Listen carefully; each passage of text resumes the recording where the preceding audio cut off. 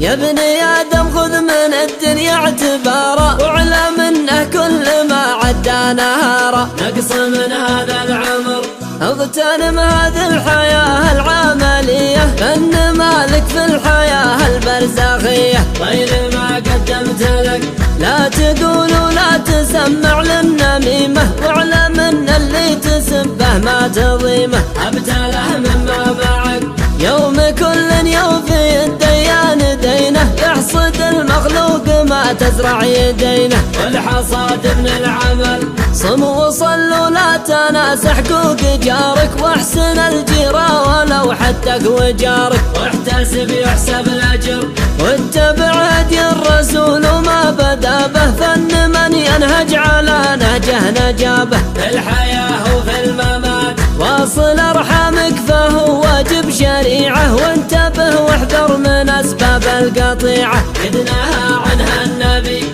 ثم وصانا على كسب الحلال، ثم قال ان الربا ما هو حلالي. لا تعامل بالربا وانتبه تقرب كبار الموبقات، فانها تمحى صيامك والصلاة. كل ما تعمل بطل واحسن اخلاقك وبر بوالدينك، قبل ما تعطى كتابك في يدينك. فرصة متعود لك واعلم انه لو يطول العمر هالك، لا معك مالك ولا عندك عيالك. ما معك في القبر احد بيتك تراب ولا حد، فاعمل اعمالك لما بعد الممات.